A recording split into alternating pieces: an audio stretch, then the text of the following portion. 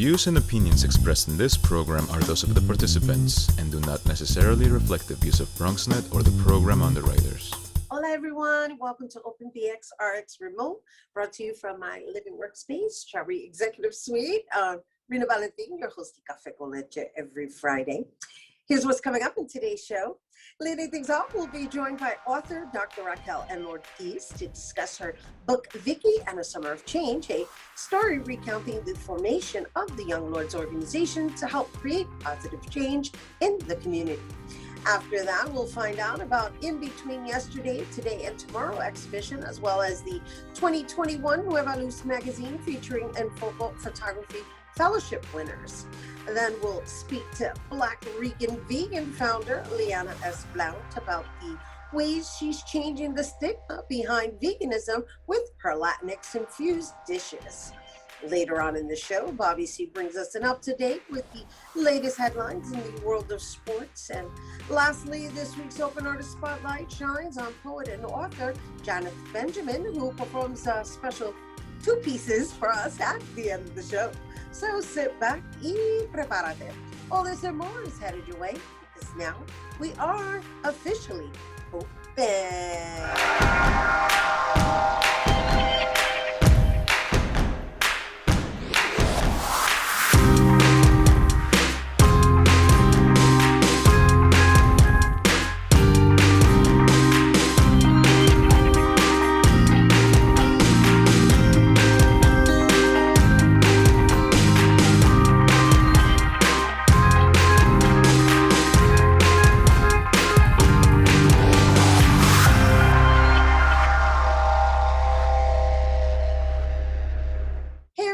Welcome back. I'm Rhina Valentin, your host of Café con Leche for the next hour. Always encouraging you to get social with us online, that is. Tweet us and follow us on Instagram at BronxNet TV or like us on Facebook at Open BronxNet Television. And of course, while you're there, you can follow moi on Twitter, FB, Instagram, Insta Stories, and LinkedIn at Rhina Valentin. Our first guest is an anthropologist, educator, and a storyteller.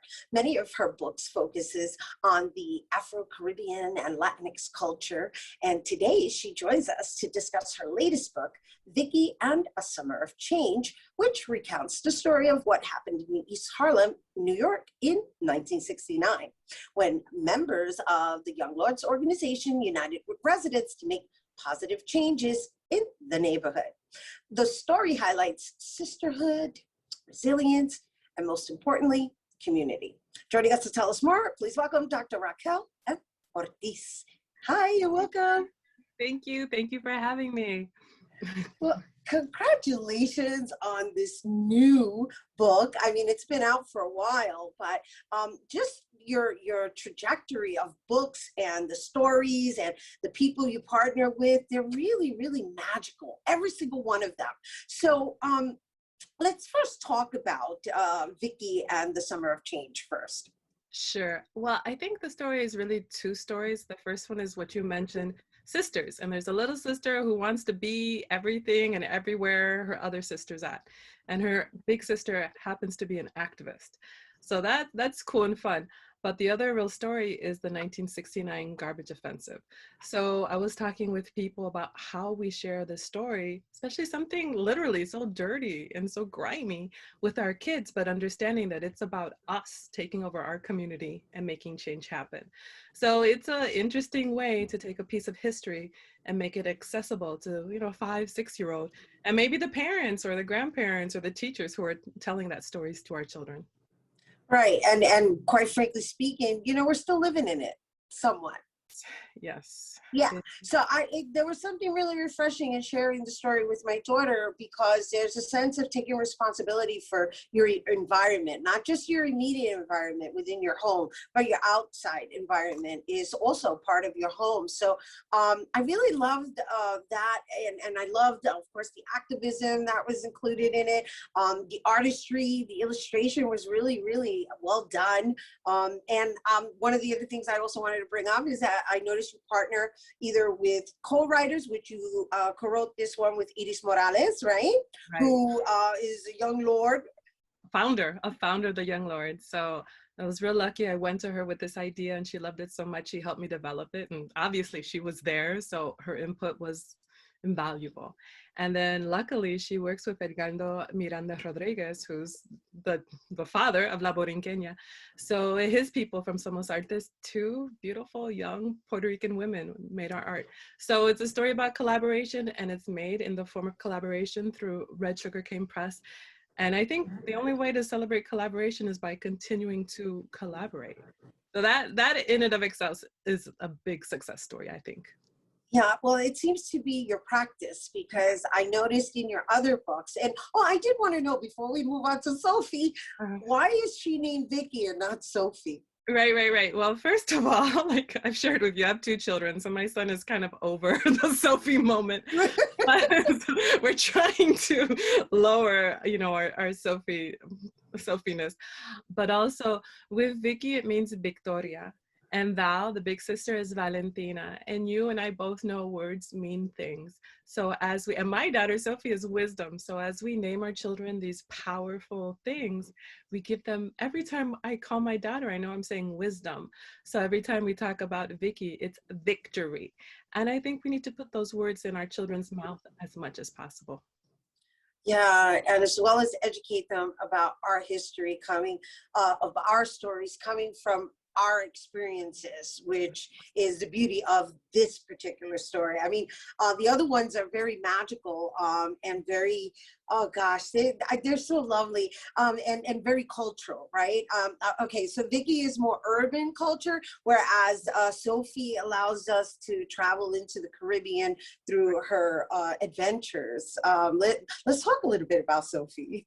Sure. So the first one, really, I was working on my dissertation. I was studying at Pueblo Cantor, painted by Maria Dominguez, who you probably know, and all the wonderful work she does in New York City. And I just imagined, like, what would happen if we got pulled into this mural?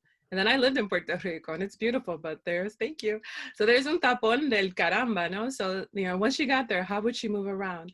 And this image that she wasn't sure about and she was scared, the Vejigante, she turns into it. And I think metaphorically, that's what happens when we're scared of something, we push it back, we don't understand it. But the minute we try to understand, it becomes a little part of us.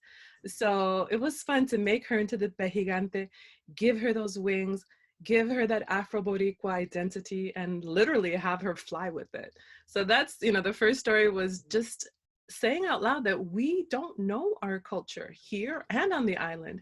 And that's okay, as long as we do something about it. It's not okay when we don't know and we stop at, well, I don't know. Right. Yeah. Right. Yeah, right. Exactly. And that's, I think, what I enjoyed the most, even sharing these stories with my daughter, because my daughter's 11. So my story with her it's very important for her to make sure that anything that comes our way that is written by us and is about us, meaning our Caribbean culture, our Afro-Boricua culture, she needs to know, right? She needs to learn from it and learn from it. So then this one, which is Sophie Paints Her Dreams, I gotta tell you, is my all-time favorite. Well, you're gonna have to sing the song for me.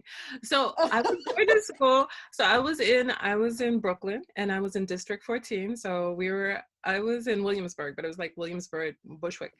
And I was getting to visit a lot of schools. Our superintendent picked up my book, and I got invited to like 10 of our 26 schools. And there were so many Dominican children that looked me in the eye and asked me, where was their Sophie? And you and I know it hurts when you're nowhere. So I told them, that's coming. And then when I started to write it, it was actually when they had taken away the citizenship of the Haitians that had been in the Dominican Republic for 3 generations. I'm sure you remember when that happened. So there was a lot of pain and a lot of sorrow, and some people were great about speaking out and a lot of people were not. So I thought this story was a good way to talk about us crossing that river, us all being brothers and sisters or cousins, but related, and to actually say, Puerto Riqueños son caribeños, we are Caribbean, which we don't say that either, so right. Like, we need to connect, because when we're connected, we're stronger. And then also with the Haitian metal art, not to, spoil alert with the book, but Yeah, I know. Well, this is But what I'm looks saying. so It's like a history lesson as well, though. And right. it's wonderful that you're giving these places a face and a name and recognition Right. for the next generation so they can carry it. Right, right. And I think too, it's that, you know, unfortunately, they take away from us a lot of things that are ours and we should celebrate and we should talk about. So it's kind of the gift back. And it's not so abstract. Like one of my best friends is Haitian. You know, I mean, I have tons of Dominican friends. Like I know what good people they are and what beautiful things they have in their culture. But I've been lucky enough to study it. So this is, you know, my hope that children read this and parents and adults and get curious and then continue to learn and look, because you know it's only like 800 words when we could write 8 million, and so it's just Right. a taste. And so we don't have time to talk about when Julia danced bomba, pero I'm just giving everybody a little taste of all the different styles that you've created and the mindfulness that's been put into the storytelling that you've chosen to share. And it's all, of course, as I mentioned, it's got the magic realism, it's got the education, it has the beautiful artistry, as I mentioned at the top of the interview. She works with different illustrators, so it's a different experience visually as well. And then the most recent one is Vicki and the Summer of Change, which is the one we opened up with, which I think is the one that we're encouraging people to really become familiar with, especially during this time, because it talks about, the garbage situation. And right now we still have a garbage situation in New York. And now that New York is reopening, it's really a matter of everyone taking responsibility for your environment. Definitely. And we have a coloring book too with Vicki and a Summer of Change. So Oh, you do? yeah, I'm sorry I didn't get you one yet. But I went to some schools in Chicago and I shared it. And the great thing was like the kids became a part of it because they were actually coloring the art that we made for it. So we're trying to be as inclusive as possible because it's our story and we own it. And then we can add a piece and we can make it a bigger, better story. So that's the hope. Fingers crossed. No, well, yeah, I think you're doing a fabulous job, and I'm so happy that we were able to bring it here to our viewers. And I love the fact that you make it interactive and inclusive. That's Dr. Raquel M.Ortiz, and you guys, for more on Vicki and a Summer of Change, that's available on Amazon and Barnes & Noble, and you can learn more about the author, Dr. Raquel M.Ortiz, by visiting her website at Dr. Raquel M. Ortiz. And we do have to take a quick break, but when we return, we're going to hear about a new exhibition celebrating the works of Foco's photography fellowship winners. Don't go anywhere.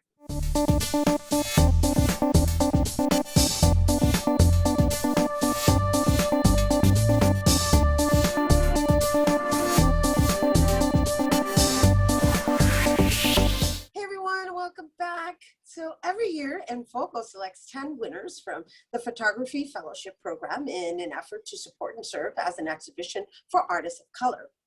In the upcoming exhibition, In Between Yesterday, Today, and Tomorrow, people will have the opportunity to see these creatives build on the ideas that push cultural narratives to the center while interrogating race, geography, and gender.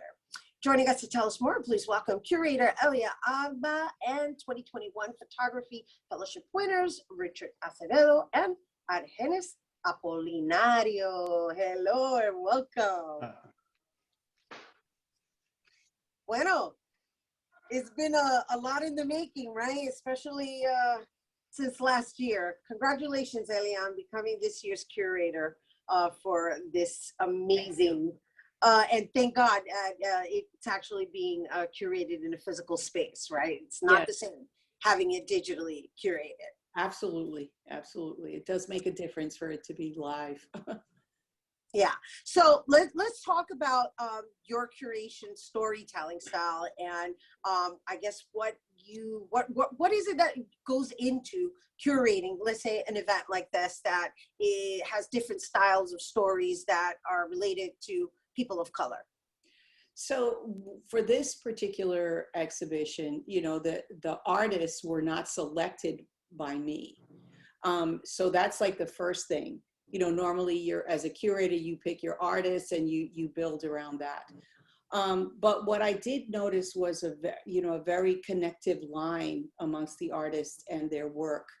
And something that when I was putting together the show, I felt like what I was talking about the show, in the essays, an essay in the journal is kind of what I wanted to put into the show, is this idea, some with the ideas of storytelling, but also thinking about those in-between messages that exist within the photographs that mostly all these photographers were addressing. And so I wanted to kind of put that into the exhibition. That's why some of the works that are going to be in the show are not necessarily in the journal, but I think that the work was really reflective of my message of liminal spaces and this idea of the in-between in photography. I think you can see it a lot in Argenis's work, and also in Richard's work. Richard with his like stacks of, or actually like looking at bodegas in particular, which is something that's synonymous with being in the Bronx. And I think to some degree in Brooklyn, at some point. But this idea that bodegas are just not stores, it's what they mean. They're convening places for people, and with gentrification kind of taking an order. So there is like that in-between story that's really at the heart of, for me, of his photographs. And then with Argenis, it was really looking, it's not just his mother making empanadas or making wait, that's what Dominican. Pasteles. Sorry about that. Making pasteles. It's, She makes empanadas also, but. Yeah, but exactly. But you know what I'm saying? It's this idea of the home, what those hands really represent. It's not just a documentation of what his mother is doing, is what his mother represents. And it's in particular in times of now, and this idea, I was thinking too about bell hooks and this idea of home place, and how we as people of color find our resistance and find our strength through our home that helps us go out into the world. So those are just like two narratives that I was finding within these works. That's an interesting thread, right? And so I want to talk about your images at Argenis, because I know you, and I know that you really choose different topics, right? And or different angles. And so why did you choose to submit these stories to this particular event? Well, I mean, I chose these images. They're sort of, they're very personal to me because they're images of my mother's hands and my aunt's hands.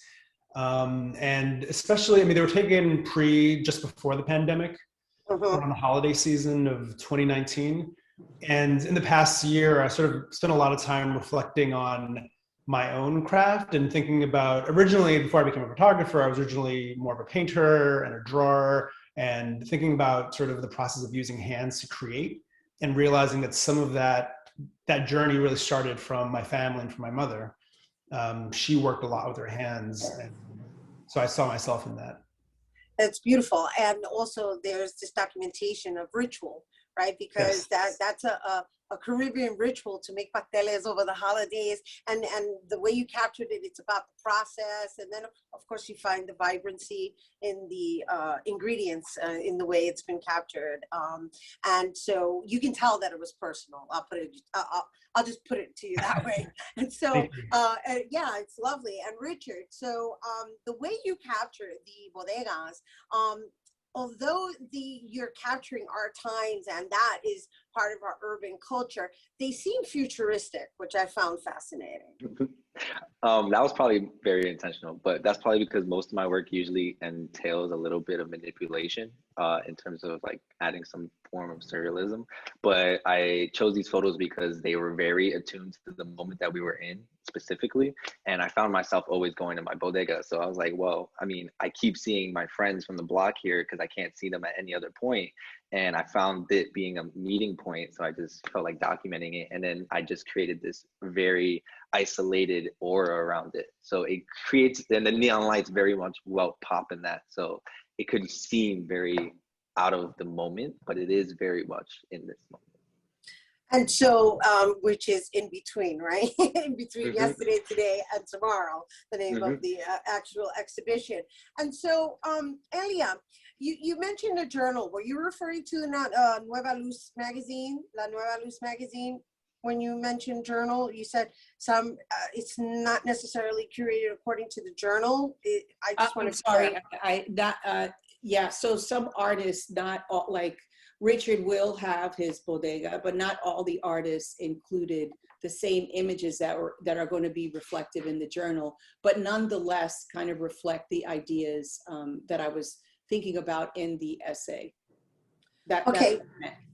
All right. And so what is that common thread, and what kind of experience should one be prepared to walk into? To be open, you know, to understand that the photographs are not immediately what they seem. We can immediately say these are bodegas and have these, just say, be very straightforward about them, look at them as documentation. In the essay, I refer to the Beckers. They were like, they were two German photographers that set out to kind of document these architectural structures that were dying, but they were very clinical in the way that they were documented, unlike Richard, where there's like a very emotive quality to them. And so that's, you know, that's what you're going to get a lot of that in the work. It's and so before we go, many of the works. So it's about emotion. It's about those in-between spaces that are not, you know, at first glance. So we have to look a little deeper and understand what the artist is trying to say within the work. And so, but before we go, because we're running out of time, in just from my perspective, I've always considered the photographers as well as the photojournalists to be our historians, and I just want to acknowledge you at Henny's for bringing a personal moment and using that touch, because I know that it reflects what you may have been going throughout 2020. Yeah, thank you. Yeah, I mean, with my documentary work, I sort of try to make it a very personal experience and not just sort of documenting the fact, but also the emotion. Yeah, and those moments for me were sort of very reflective, because those were moments, that was probably one of the last few times I saw my mother before the pandemic happened, up until, you know, up until recently. So, and, you know, it's to me, it's all about sort of craft and ritual and process. Beautiful. And then Richard, you shared with us that you happened to find yourself going to the bodegas, and so you wanted to honor the bodegas. And the truth is that the bodega is part of our New York culture. Absolutely, and our communities every day. Everyone in my neighborhood goes there, and then you end up meeting everyone from it. And in some form, you're honoring the essential workers. Because they were open the entire time. And that shouldn't go unnoticed, you know what I mean? Like, they went and they made sure they left themselves accessible so that people can get whatever, you know, needs that needed to be fulfilled. So before we go, I know we're completely out of time, but I want you to just share, Elia, all the other photographers that are being exhibited throughout the in-between exhibition. So Richard Acevedo, who's here with us, Argenis, I was tempted to say Argenis again, Apolinario, Roy Bezan, David Batista, Kevin Quilas Bonilla, Amaris Carreras, Vinya Hira, Sydney King, Spandita Malik, and Bashira Webb. Beautiful. Thank you all for taking the time to be with us. I know you're over there preparing for the actual exhibition. And you guys, I want to just share that in between yesterday, today, and tomorrow, the opening reception for this exhibition will be on Tuesday, June 1st, and will be on display until June 30th at Woolworks, New York, which is at 15 Canal Place in the Bronx, with viewing available Tuesday through Thursday by appointment only, and you can visit Foco.org. All right, we have to take a quick break, but when we return, we'll find out about one Bronxite who's bringing vegan soul and Puerto Rican dishes to the community. Don't go anywhere. Everyone, welcome back. Our next guest is an African American and Puerto Rican Bronx native that is changing the stigma of veganism with her cultural infused Puerto Rican vegan dishes. The concept of Black Rican Vegan started during the pandemic and is now turned into a full-blown business. She's been featured at pop-up events in New York City, Miami, and LA, and her overall goal is to provide more vegan options as an alternative way of eating food and desserts. Joining us to tell us more, please welcome Black Rican Vegan founder Lyana Blount. Hey, welcome. Hey, how are you? How's everyone? This is such an inspirational story if ever we've had one. So you must share with us what this process has been, because based on going through your website and seeing your whole system, I'm going, oh my gosh, how did she go from doing this on Instagram almost as a hobby of sharing into now being like really busy and traveling extensively? Yeah, it's been a crazy journey so far, but one that I'm super grateful to be a part of, and to be able to offer this new way of eating to people who hasn't even heard of it, don't know what it is, it's new to them. Yeah, it's been amazing. And I just couldn't be anymore. Wait, I want you to take us back to what you were doing prior to the pandemic, and how this has been part of, how this became your lifestyle or became part of your life, and then how you've been able to now recreate these I want to say Latino dishes, right? So that they look just as delicious, and some of the names actually kind of are related, or I don't know what's the word I'm looking for. I know you have this one dish named Vanille, but you know, Vanille is a vegan twist of the traditional meal. Exactly. So let's talk about before pandemic into how you've evolved into this full-fledged business. Prior to the pandemic, I was just a working girl, always working. I was working in a school, working on a rooftop, doing catering gigs, and I was also running a meal prep business called Prep to Go, where I take orders Mondays like I do now and deliver on the weekends.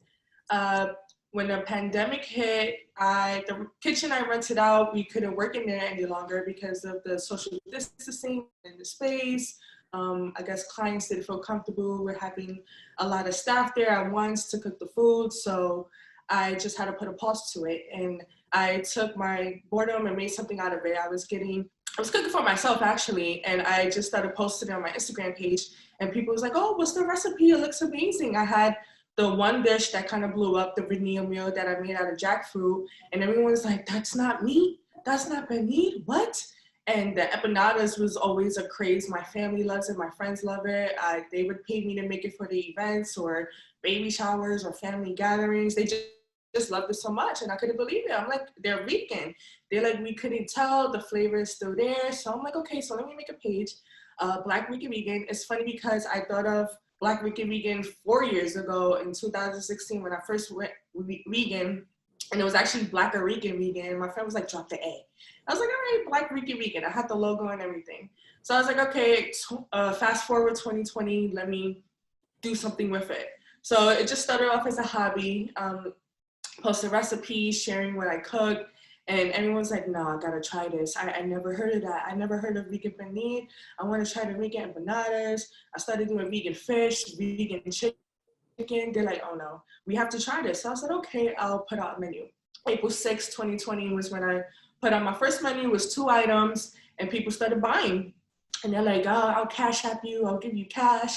I rented a little car, and I started making deliveries on my own, cooking the food on my own. And every week I just kept putting out a menu, putting more food on the menu, expanding to my delivery zones. I deliver now to Brooklyn, Queens, Manhattan, the Bronx, expanding to different states. I did pop-ups in Miami. I did pop-ups, did one in LA, and yeah, it got crazy. The word of mouth has been crazy. I'm 34,000 followers in, and I'm not stopping. So it's just been a crazy ride.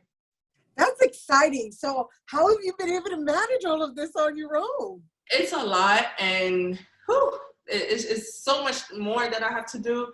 And this is the reason why I do my pre-orders on Mondays, because it gives me the week to structure everything. When it comes to prepping, I take about 2 to 3 days to prep.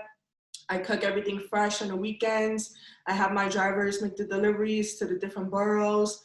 I also do pop-ups. I'm still cooking all the food myself, but we're just more in a space that everybody could come and see the food and buy what they want or what they've been craving and don't have to deal with me selling out in 5 minutes like I normally do on my website. So yeah, it's been a lot. I'm working on getting a team to do this because Black Rican Vegan has been expanding, and yeah, I need more hands-on.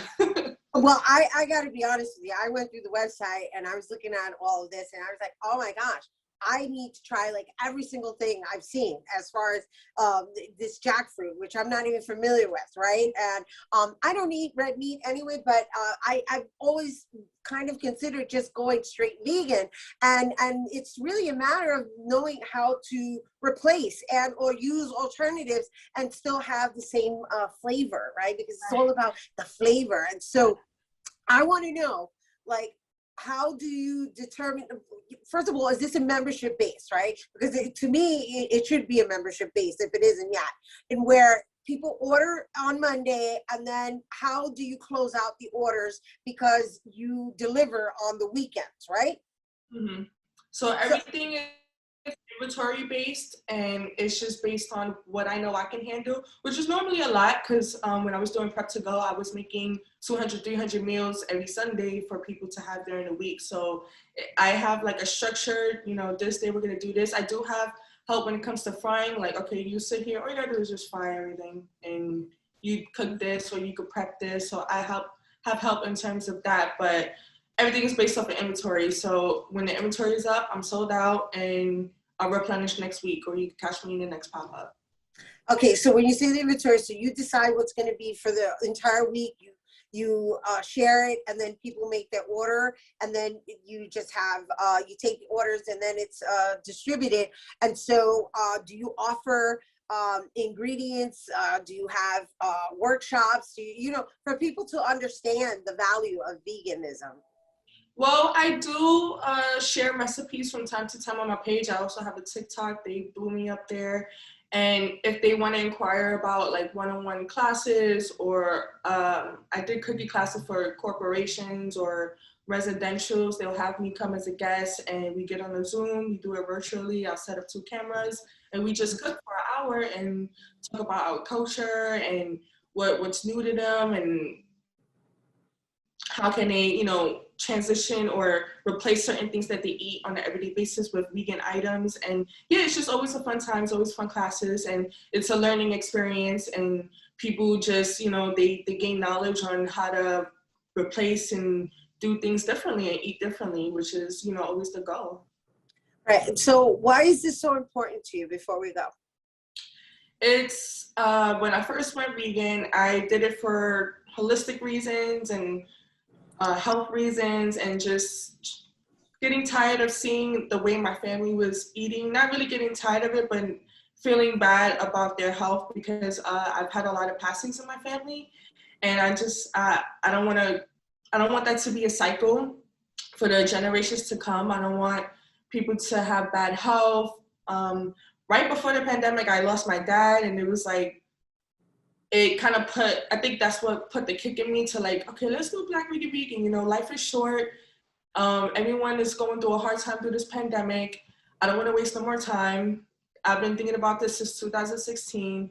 Let's do this now. And he's just been watching me and helping me along the process. And it's, you know, something that I care for my family. I'm a big family person, and I know other people are big about their family, and we have to make a change. We have to start with ourselves, and then we can start helping others. Oh, that's beautiful. Beautifully said. Beautifully said. My condolences, as well as my congratulations to you on this transformative initiative that is really going to help the next generation, as you said. And so I'm all about leaving things better than we found them. So congratulations to you, Lyana. really. And I can't wait to see where this ends up, because it's like amazing. It's an amazing story, and I hope it inspires all of you to really consider what you're putting in your body, because that's the discussion that's being had right now. We're especially in a place where we need to be very mindful of the intake and use our food as medicine. So thank you for being here with us, Lyana Blount. And once again, you guys, if you wanted to get down with Black Rican Vegan and make orders and inquire about veganism, you can visit blackricanvegan.com and make sure to follow her on Instagram at Black Rican Vegan. All right, don't go anywhere, because Bobby C's Weekly Sports Roundup is coming up next.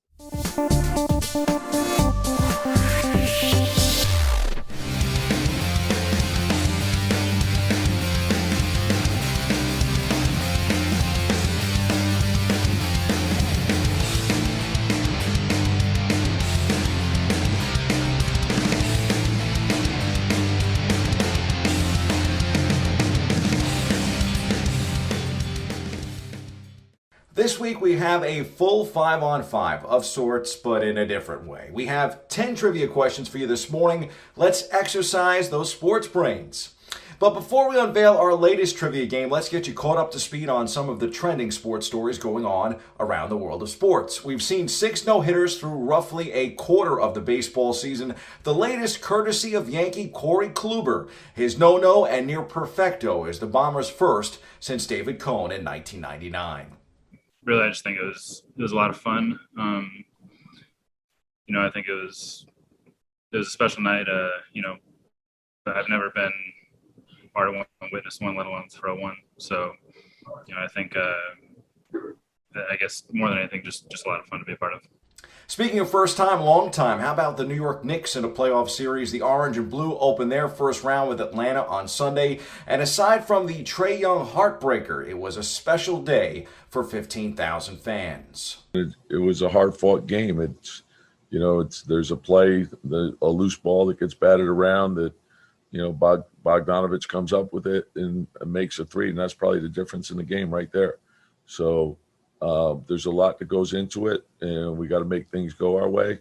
But having fans I think is great, and we got to play better. Meantime, the Brooklyn Nets got off on the right foot as their Big Three scored a combined 82 points in their series opener against Boston. We go back inside the locker room for more. Our defense got us going there on the offensive side of the ball. We couldn't make shots. I felt like when we were trying to bust the game open, 7-8 points, we got open threes we didn't make. We got our scores in position we didn't make. I know I missed a lot of bunnies that felt good leaving my hand. So, but we stuck with our defense. Let me change into something more appropriate for our game show. The trivia topic this week, Mets baseball. How well do you know your New York Mets baseball history? Well, we're about to find out.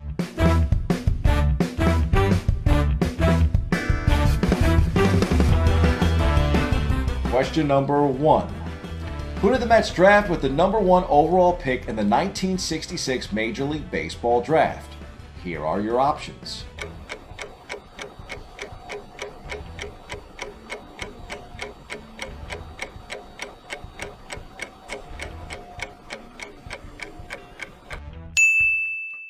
The answer? A. In 1966, the Mets famously bypassed future Hall of Famer and Yankee legend Reggie Jackson in the amateur draft, instead selecting A. Steve Chilcott, who would never play in the major leagues. Ouch. Question 2. Which player separated his shoulder in the 1973 National League Championship Series? Here are your options. A, B, or C.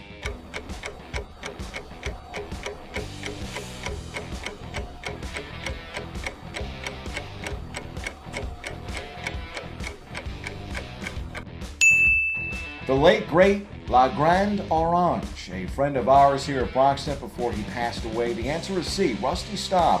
He will be remembered by fans for his heart and his clutch hitting. Never was that more evident than in the 1973 NLCS against the Cincinnati Reds when he hit 3 home runs and separated his shoulder, crashing into the wall to rob an extra base hit. He played the entire World Series that year with that separated right shoulder and still hit a home run and batted .423 against the Oakland A's in the series. Rest in peace, Rusty Staub.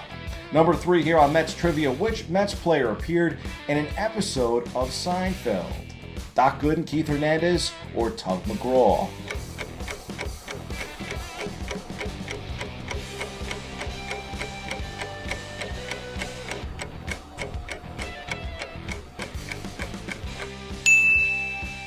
Answer here, Keith Hernandez guest starred as himself in The Boyfriend. The 2-part episode has Keith romancing Elaine and embroils the Seinfeld gang in a JFK-esque conspiracy theory. By the way, the former Mets first baseman turned announcer estimates he gets $3,000 a year in royalties from the reruns. Pretty nice. Question 4 here on Mets Trivia. Which pitcher was acquired as the player to be named later in a 1979 trade that sent the Mets great Jerry Koosman to the Minnesota Twins?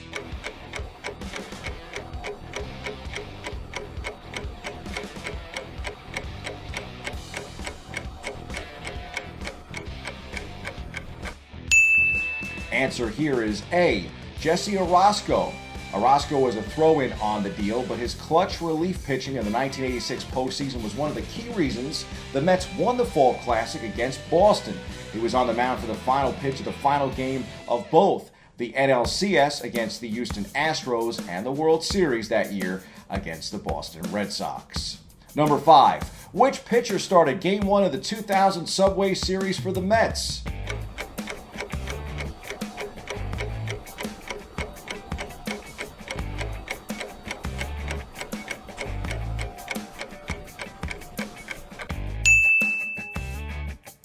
How about a former Yankee turned Mets ace only to become a Yankee later again in his career? Game 1 was a matchup between postseason veterans Al Leiter and Andy Pettitte. Both pitched scoreless baseball until the 6th inning when David Justice's 2-run double put the Yankees on top. So the correct answer there for number 5 here on Mets Trivia is B, Al Leiter. Number 6.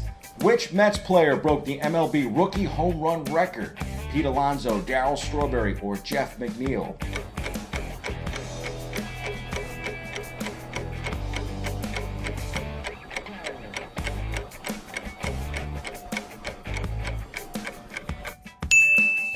No doubt that you should have gotten this one. It's from recent memory. Pete Alonso made his Major League Baseball debut during the 2019 season and became the first Mets player to hit 50 or more home runs in a season. In doing so, he set the Mets' single-season home run record, 53, and also set the Major League record for most home runs by a rookie, breaking Yankee slugger Aaron Judge's previous record of 52 home runs. Pretty special season for both of those guys. Number 7 here on Mets Trivia on Bronx Nets Open. Which country music star tried out for the New York Mets?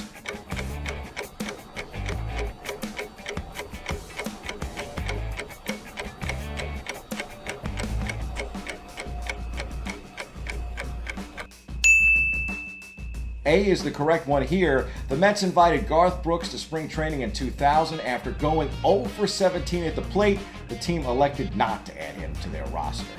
Figures. Question 8. Which player coined the 1973 New York Mets catchphrase, "You gotta believe"? Rusty Staub, Wayne Garrett, or Tug McGraw?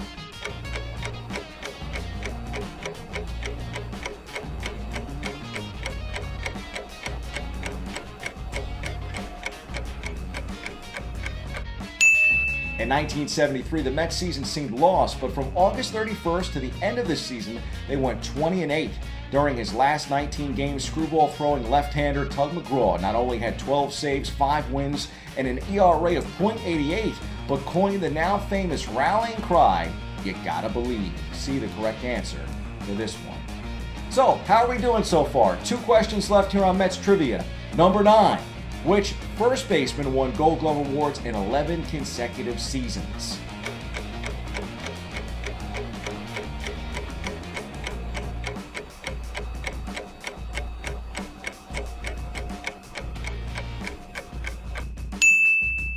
Keith Hernandez is widely considered one of the greatest fielding first basemen in Major League history. He made brilliant plays to both his right and his left. Hernandez even defended bunts so aggressively that he discouraged opponents on reputation alone.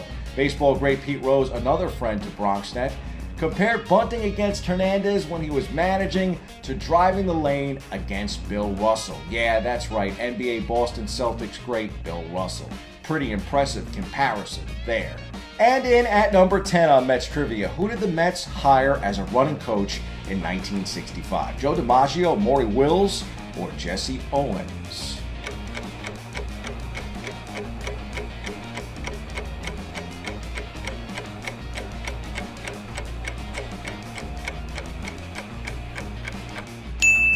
C for number 10, pretty cool factoid here. In 1965, the Mets hired Olympic track and field sensation Jesse Owens as a spring training running instructor to improve the players' base running techniques and foot speed. So, how did you fare? Bench player, all-star, Hall of Famer? Hit me up at The Voice Bobby C and let me know how you did. Shoot me some ideas for our next trivia game too. Until then, thanks for playing and keep swinging. That's your look at sports. I'm Bobby C.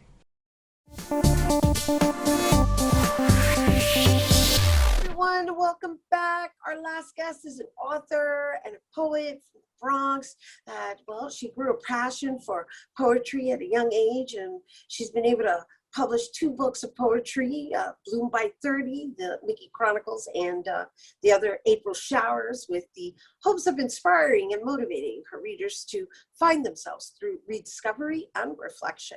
She's had the opportunity to be featured in the Bronx Writers' first anthology, and now she's currently working on a new book with the theme, I Am My Father's Daughter. And joining us to tell us more, please welcome Janeth Benjamin. Hello and welcome. Hi, thanks for having me. So what I didn't mention in your introduction is how you were inspired to write during National Poetry Month. I was. Back in 2015, I was just going through one of those phases where I didn't know what to do with my poetry. It was just going up on Instagram and my friends were like, oh my God, this is great. A poet that I follow, Rudy Francisco, did a Poetry Month challenge. Hey, can you write 30 poems in 30 days? And I'm like, why not? Halfway through, I was writing 2 poems a day, 3 poems a day. And I'm like, this is something that I could do naturally for the rest of my life. And so every Poetry Month since 2015, I've been doing poems almost every day. Sometimes they do come easy, but then life happens in between. But I still try to write every single Poetry Month. And that's how my life started with poetry. That's wonderful. That's a wonderful, that's actually good advice and a wonderful exercise. So if you're not writing as frequently in that genre, because I know that you are a writer in every aspect of the word, because not only do you write poetry, you also write, you assist people with writing, right? What exactly is it that you do also? Well, I'm a blogger, and for maybe 7 years, I wrote Social Security disability briefs. So I did work in that aspect as well. I reviewed resumes, helped folks with their cover letters. So I do consider myself a writer in every aspect of the word. I'm learning new skills. I write short stories too. So it's just who I am as an actual person. The reason I wanted to mention that is because it's who you are, right? And yes, so you're actually writing for a living. That's what you do. You're a freelance writer. And so then there's this poetry component. And I'm going to assume that you did a lot of writing in the past year. And the fact that you're using National Poetry Month as your I guess, month commitment to just writing poetry, and you've already got 2 books out in an anthology, and now you're working on a new book. And so let's talk about, I guess, how a poet really sustains themselves. In terms financially, emotionally, how do I sustain myself? Well, I do side jobs, first of all. You must be able to pay your bills and live a life. So I do side jobs. I am a caretaker at night. And so I do use that time to plan and do things. You have to sell your books. And so your poetry is your life's work. So my books are out there on sale. And, for anyone who wants to support a journey or support a poet, you buy their book. That's what you do for writers and authors, you buy their book. But essentially, most of us do work day jobs. And so if your books aren't selling, if you're not getting as much traction, then of course you have to make some concession for things financially. Emotionally, my poetry is an outlet. So I am able to use that in a sense to give me some sort of clarity when I don't understand things, when things are a little bit muddled upstairs for me. So definitely spiritually, I'm really, really big on faith. Like, God has been a part of my journey in my life. And so a lot of my poetry too really speaks to that relationship and that experience with God. So in more ways than one, you know, poetry has been sustainable for me because I'm able to supplement what I need to supplement when I need to. And it's been a very interesting and amazing journey as a poet because I meet so many different people. I love talking to people and meeting other poets and their experiences. So yeah, it's been an interesting journey so far. No, just in the way you expressed yourself, it was poetic. Just in the way you expressed yourself, because I asked you how do you sustain yourself, and you took it to those other levels and understanding that, you know, that could mean anything, right? It can. Yeah, and you covered it. You pretty much covered mind, body, and soul in that answer. Yes. That's what's up. Yeah. And so, all right, so you gave us an overview, and so when it comes to, I guess, the book themes, how do you, I guess, discipline yourself to focus on a specific topic? So when the whole epiphany happened in 2015, I was going through the whole life change. My life, I haven't done enough, you know, you haven't accomplished enough. Society is telling you you're turning 30, you know, you don't have this, you don't have that. And so I focused initially on growth and becoming aware of what you have to offer as a person and your journey. And so Bloom by 30 was essentially me debunking that, saying, hey guys, I went through this whole process, and guess what, we're at 30, it's a farce. And you can bloom whenever you want. This is just for you to understand that this is your journey. And so jumping from that, I sort of had an epiphany last year too, conversation. I realized that a lot of my poems, a lot of my conversations were about identity and relationships, my identity meaning who I am with myself, who I am with the people around me, and my relationships and how that affects my growth and my development. And so I stay within that because much of who we are and what we have to offer comes from who inside, you know, and how we see ourselves and how we present ourselves. So I like to stay in that because I think we're best when we are good to ourselves. And that's something I tell people all the time. I'll repeat it because it's gospel. Do good to yourself and be good to who you are. So I try to stay in that theme overall, and it just comes together. I surprise myself constantly the way it comes together. So I'm a big supporter of self-care and, you know, just taking care of yourself in general. And my poetry tries to kind of tell you to do that in my way. That's beautiful, and it's appropriate, especially during this particular month. It's mental health awareness, and again, what Janeth just shared was like self-affirming, and she actually makes an effort of putting it on paper and writing it and turning them into books. There you go. All right, so I want to thank Janeth Benjamin for sharing that, but we do have to take a really quick break, and when we come back, she's going to perform for us, so don't go anywhere. Everyone, welcome back. Here now to perform speech from her book, April Showers. Please welcome Janeth Benjamin. I will never frivolously say I love you, or under the guise of popularity, for the sake of saving face, say I love you. My I love you comes from a place I nurture and cherish. I've tirelessly waxed and waned over the thought of letting the word slip. So, if I say I love you, the words are meeting the atmosphere after millions of overthinking hours, trying to conjure what comes after saying I love you, putting the utterance on delay for fear that the delicate undertaking might disrupt the flow of things. My I love you comes with action, willing, unconditional, and sure. I love from a place that has seen true love. I love from a place that knows how to love because I am loved, without conditions, fully accepting, markedly inspiring and pure. A place that has taught me never to accept mediocre love from anyone. Thank you.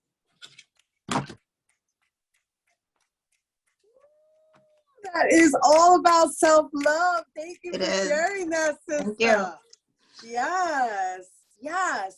And as I mentioned before the break, it's Mental Health Awareness Month, and I think it's so important for people to really have that sense of reflection. So it's lovely that you have it in the form of a book. And so I understand you have another poem for us. I do. National Poetry Month just ended in April, and so like I said, I take the time out every month to write something special. And so I have a new one. It's called Promises, Promises. It's sort of an affirmation sort of thing, you know. So I'm going to just jump into it and you tell me what you think. All right. Well, I just want everybody to know that even though National Poetry Month is over, that doesn't mean, you know, we can't have some poetry because we can never get enough poetry. So we can never get enough poetry. Present Promises, Promises. I promised myself in the middle of cascading tears that I will be happy, that my happiness, no matter how small, will be mine to create, maintain, and fulfill. I promised myself to study and practice saying no more. I have a heart that thrives on giving, but I must be able to separate where I extend that giving. I promised myself that I will love my body in every season. I promised to nurture my gift. I will never distract myself from my purpose with comparison or worry. I promised myself that my life will be one that I am proud of. I promised myself that I would never exact any amount of pay towards anyone, especially if they never had the same consideration for me. I promised myself that I would live despite any unfortunate circumstances. I really only get one shot at this, so I won't waste it being anxious. I promised myself to be open to receiving. I know I have a way of side-eyeing good things. I deserve good things. I promised myself that I will not, it is what it is all the time. I will be vocal when it gets uncomfortable or clear lines have been crossed. Stop letting people finesse my good nature because of the culture of she doesn't mind. I promised myself. I promised myself that if love ever decided to show up, I'm gonna show out. I know I love myself enough to want to share some of this. So whenever you're ready, God, do you. I promised myself to laugh more, to keep being corny and weird. I promised myself to appreciate the art of letting go. Not everyone deserves your light in a growing season. Release the idea that we must travel together. This road is taking me where they cannot go. I promised myself that even if they come back, to keep them at arm's length. You know, they have to show me before I even consider past benefits. But even then, things will never be the same. I promised myself to leave a lasting legacy through love, compassion, and being everything I was created to be. I promised myself. That's it. Oh my gosh, what a beautiful note to end on. I promised myself to love myself. That is the message. Oh my goodness. Thank you so much for just leaving us with this sense of just all of us making note of we are all worthy. Janeth Benjamin, everyone. And if any of you are interested in her books and for more on Janeth Benjamin, you can visit the MickeyChronicles.com, and you can also follow her on Instagram at the Mickey Chronicles. That is our show today, mi gente. Thanks to all our guests for coming through, and to you, our viewers, for tuning in. If you missed any part of the show, you can check out the Recablecast tonight, 24 hours a day at foxnet.tv. I'm Rhina Valentin, and from all of us here at Open, may the universe provide paz, prosperity, y amor, and be sure to get out and connect with nature.